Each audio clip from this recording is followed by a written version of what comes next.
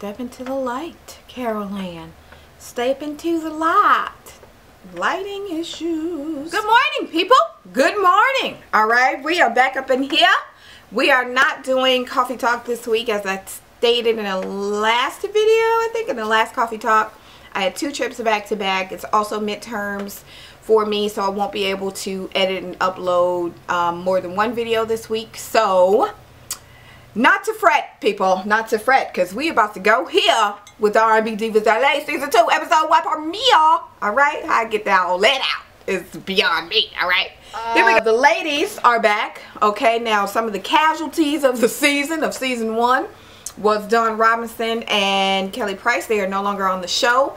So now we have Lil Mo, Shantae Moua, and who else? Claudette Ortiz, and Michel'le. So now, in the break between Season 1 and Season 2, the ladies' careers have taken off. They have met up and they're hanging out. So everything is all good, because this is the first time, in the opening scene, this is the first time that they've seen each other, I guess since the Diva Monologues, or yeah, it was called Divalogues, What Would Divas Do, or something like that, the Divalogues.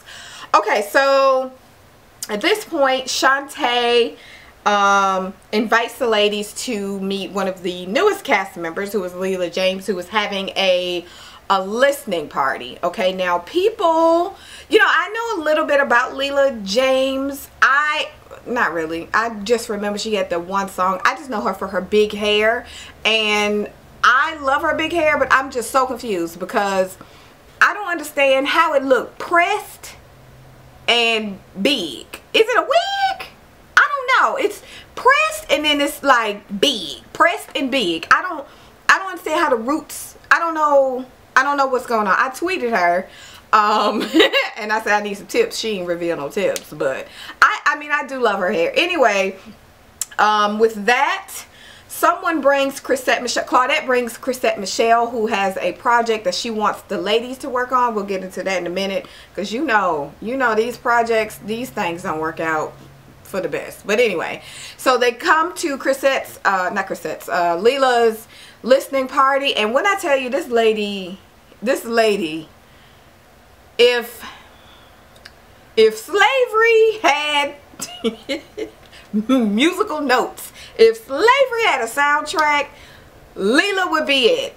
She makes me feel oppressed and like I want to rise up, so to speak. Like her, I mean, her joint is them pipes, baby, are just are luscious and deep, and you know, collard greens and yams, and I'm hot in the field. I don't know. And she kind of gives me a Anthony Hamilton female vibe, but it's like, it's almost richer. Like I just, you know, I don't know. All right, anyway, so she sings, and it's a very intimate situation, and the ladies kind of enjoy it. So that's the introduction to Leela Collard Green's voice James. All right, so next, after that, little Mo goes to visit Claudette and her 1,000 kids. I don't know how many she has. I think she has 3 or 4, but little Mo and her son go, and they have this play date where little Mo kind of reveals that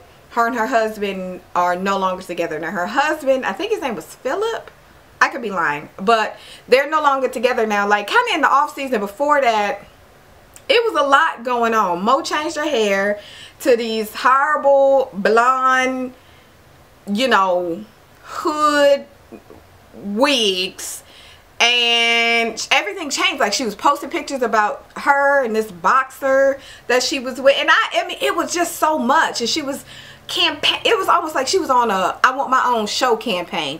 And I get it, but I don't know that Lil Mo is, do I want to see her every week? More than I see her on R&B Divas? I don't know. Anyway, so she reveals, and she doesn't really talk about like what's going on. She just says that they aren't together anymore. So I'm assuming all of that will come out later in the season. Claudette understands, and you know, because she's been through a divorce. She was married to the dude in City High. I have no idea what his name is. I barely remember City High, but she was married to the dude with City High, and that was a lot. She went through a lot with him. But Claudette reveals that she has this project that she wants, that we are labeling the Puerto Rican project, but she has this project that she wants the ladies to work on together. And within the project, the ladies will create a song for Puerto Rican tourism as well as perform at the carnival. Here's the thing. These folks, I mean, they are all beautiful and wonderful women individually, but they just don't work well together. And I never understand, like, why is it so difficult? Yes, I do. I lied. It's difficult because people are difficult. It can never be just an easy thing.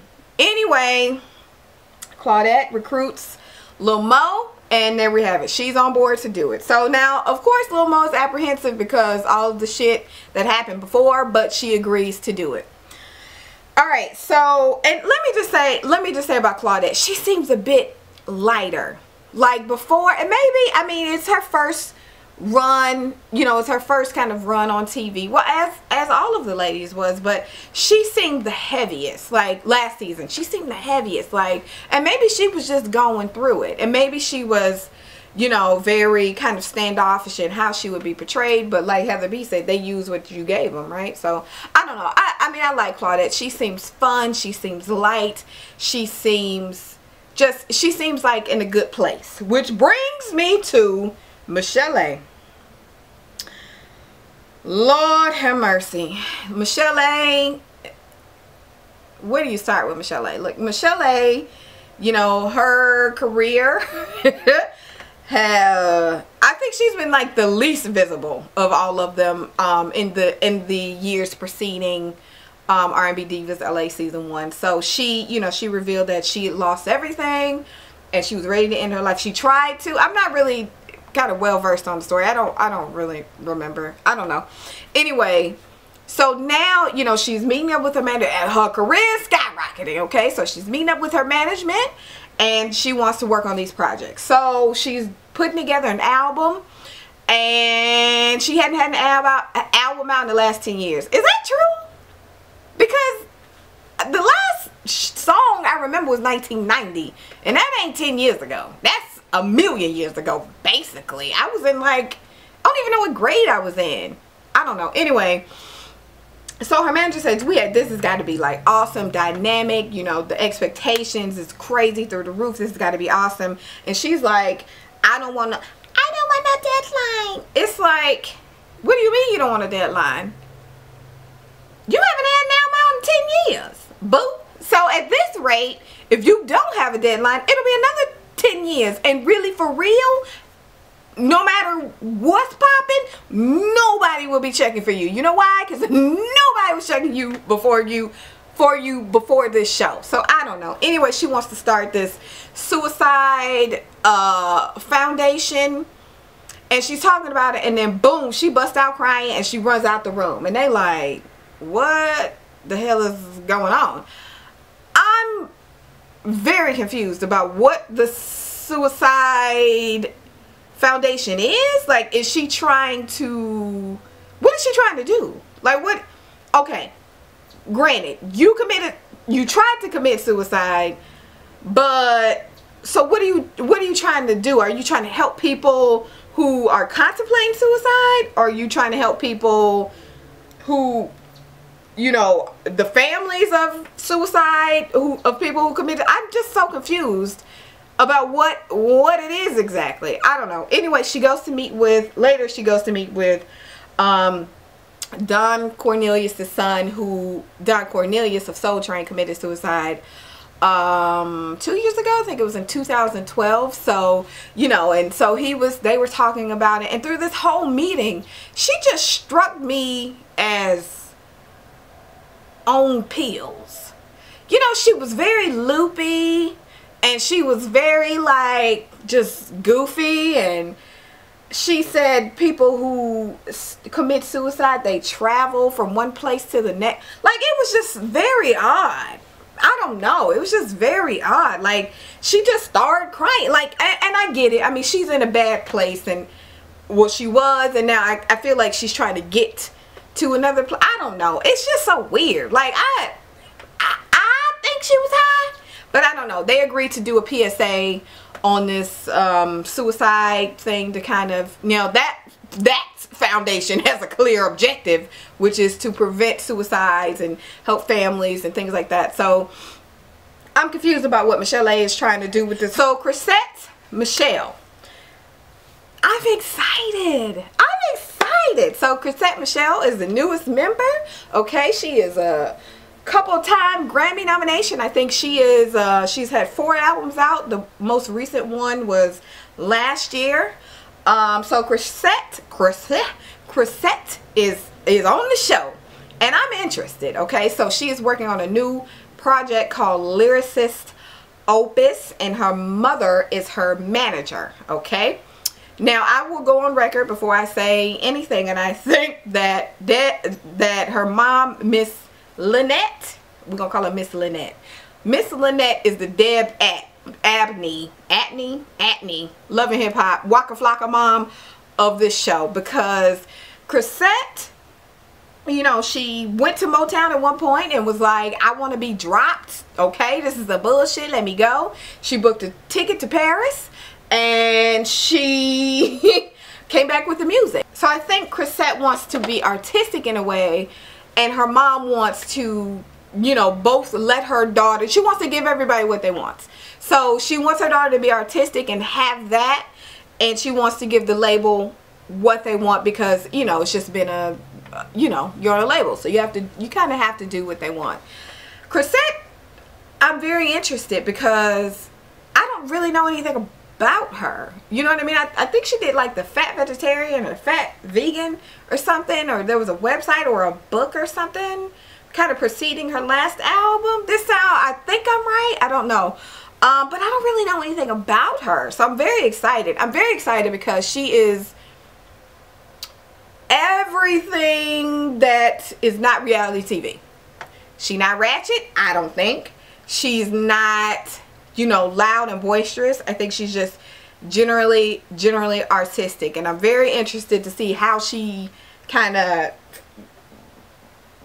flows, like what the ebb and flow will be with her and the ladies, because she just seems very kind of reserved. She's artistic. Like, she strikes me as she would just pull her hair out for the cause, you know, tape her mouth closed, tape her eyes shut, be in a crop top and some, you know, football pants in the name of art. Like, she got some Kanye in her. I could see it. It ain't happened yet, but let her feel restricted by her label and what she's trying to do artistically. Listen, it will happen. Mark my words. All right. So, lastly, the ladies meet up, and Claudette formally asked all of the women if they want to be a part of this Puerto Rican project. Out of everyone, Little Mo is the most apprehensive. It was a lot of stuff that popped last season, so, you know, these women don't work well or play well with others or each other, so we'll see. So everybody agrees, and so I guess they're gonna get started on this Puerto Rican project. Now, as we see within the trailer for the season, the shit is about to hit the fan. There's a lot of tension between Shantae and Lil Mo, but Shantae is very different from what I thought she was. I thought she was gonna be diva-licious and, you know, but she's really not. Lil Mo strikes me as hood and extra, and them blonde wigs is very public housing. I don't know.